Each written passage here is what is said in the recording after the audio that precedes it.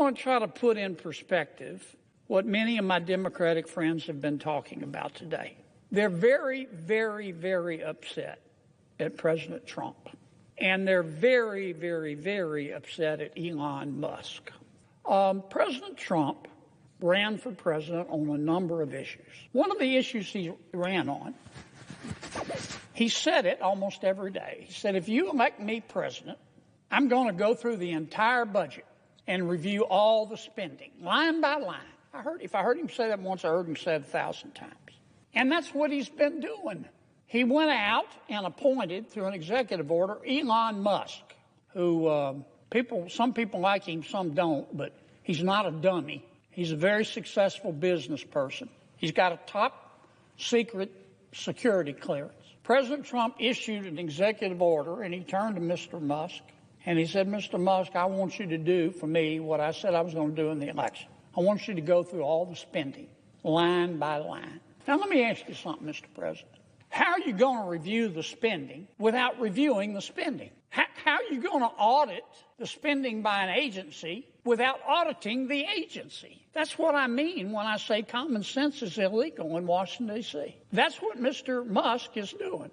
He's put together a crackerjack team, and they're going through everybody's spending line by line, item by item. And my Democratic colleagues are very, very, very upset. And they've been very eloquent. They've talked about the process, and President Trump's executive order supposedly violates the Constitution. And they've accused Mr. Musk of having conflicts of interest. And so I've heard people say he's sitting over there with a notepad copying down everybody's Social Security number, and he's going to go use it to make money. I mean, people in this town, not just my Democratic colleagues, they're really upset. They've never said anybody question their spending. But that's what Mr. Musk is doing. But, you know, I've listened. This has been going on for a week. People have been screaming like they're part of a prison riot. Oh, my God, look at what Musk is doing. He's looking at the spending. And I've listened to people talk about the process and debate whether it's constitutional and discuss how many lawyers can dance on the head of a pin. But you know what? I haven't heard one single person who's upset with President Trump or Mr. Musk talk about what he's found. They don't want to talk about the spending porn, the waste of taxpayer money that he's found. I mean, that's the point of all this. I tell you who is interested, the American people, the people in America who get up every day and go to work and obey the law and pay their taxes and try to educate their kids and try to do the right thing by their kids and try to save a little money for retirement, and have had to live through 20% inflation under President Biden. They understand what Musk is doing. They understand spending porn and wasting taxpayer money. Now, Mr. Musk started with the USAID. That handles a lot of foreign aid for America. American people are very generous. In our country, when you're homeless, we'll house you. When you're hungry, we'll feed you. In our country, when you're too poor to be sick, we'll pay for your doctor. And we send a lot of money overseas to help our world's neighbors. And the USAID is in charge, in large part, of that. But I'll tell you what Mr. Musk discovered. I find it fascinating. He discovered that the American taxpayers are giving money to Afghanistan. He found that we are giving money to Yemen. He found that we are giving money to Syria. I didn't know that. Some of our foreign aid is going to Yemen, Afghanistan, Syria. He found that the USAID has 10,000 people, employees. And every year they give away $40 billion. Mr. Musk also found, and I'm not saying that all of this money is wasteful. I'm not. Some of this money, I'm sure, does some good. That's why Secretary Rubio is going to revamp the department and separate the good from the bad. But this is the kind of stuff Mr. Musk found. He found that the USAID gave money to support electric vehicles in Vietnam. Our money, taxpayer money. He found that USAID gave money to a transgender clinic in India. I didn't know that. I bet you the American people didn't know that. He found that the USAID gave $1.5 million to a Serbian LGBTQ group called Grupa Izadaji. I probably mispronounced that. My apologies. Anyway, they got $1.5 million to, quote, advance diversity, equity, and inclusion in Serbia's workplaces and business community. What else did Mr. Musk found that my colleagues don't want to talk about? Well, he reviewed a study and then went and checked it. The study was done by the Middle East Forum. They found that USAID spent $164 million to support radical organizations around the world. We're not talking Cub Scout troops here. We're talking about radical organizations around the world. They gave $122 million of that to groups aligned with foreign terrorist organizations.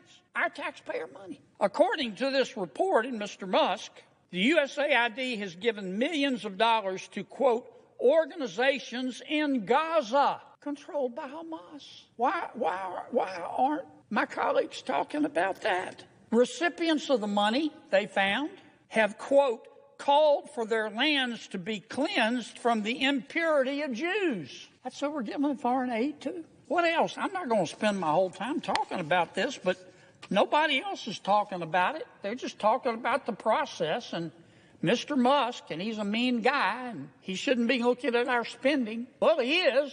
And I kind of find what he's found out interesting. He found that we gave $2 million, USAID did, for sex changes in Guatemala. He found that we gave $20 million to produce a new Sesame Street show in Iraq. He found that we gave $4.5 million of taxpayer money to combat disinformation in Kazakhstan. He found that we gave $10 million, USAID did, of meals to an al-Qaeda-linked terrorist group called the Nusra Front. Mr. Musk found that we gave $7.9 million of taxpayer money to a project that would teach Sri Lankan journalists to avoid binary gendered language.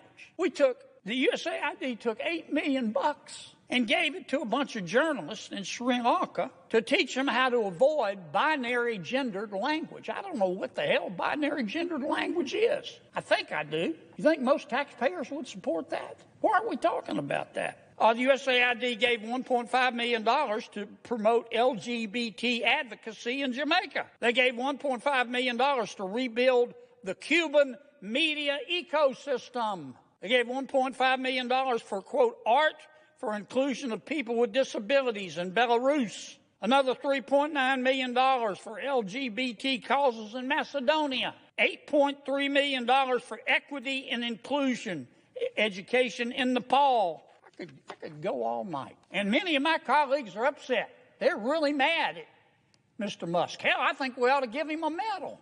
All he's doing is what President Trump said he was going to do. President Trump said he's going to audit the spending. So Trump goes and hires Musk, again with the top secret security clearance. Nobody can quibble with his intelligence. You know, the guy's as smart as Einstein's cousin. He's a very successful businessman. Some say he's the richest guy in the world. And he's doing the auditing. And, man, he's finding a lot of stuff. I call it spending porn. Now, I'm not saying everything that USAID does is wasted, but I'm saying a lot of it is. A hell of a lot of it is. And we ought to be on the floor of this United States Senate thanking Mr. Musk.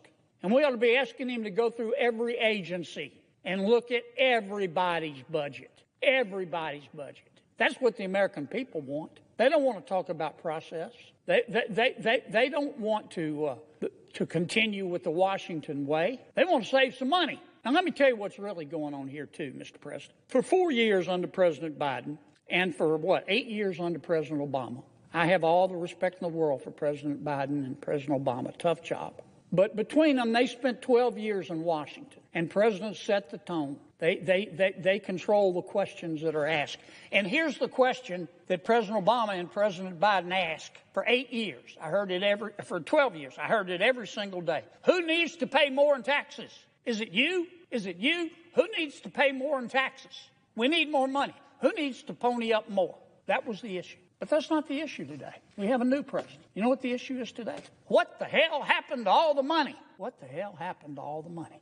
And that's what Mr. Musk is finding out. That's all this is about. And I'm just shocked that my colleagues have decided that this is a hill they're going to die on. How can you look the American people in the eye and support this kind of waste, support this kind of spending porn? I mean, the election to me made at least one thing clear, that the American people are sick and tired of people in Washington denying reality. The last administration tried to convince us that we were living in a crime-free world where inflation was temporary and the border was secure. And the American people didn't buy it. You know why? Because it wasn't true. And the administration, our last administration, tried to argue that Bidenomics was making our lives better. But the American people knew differently. They understood Bidenomics to mean I get to spend more to live worse.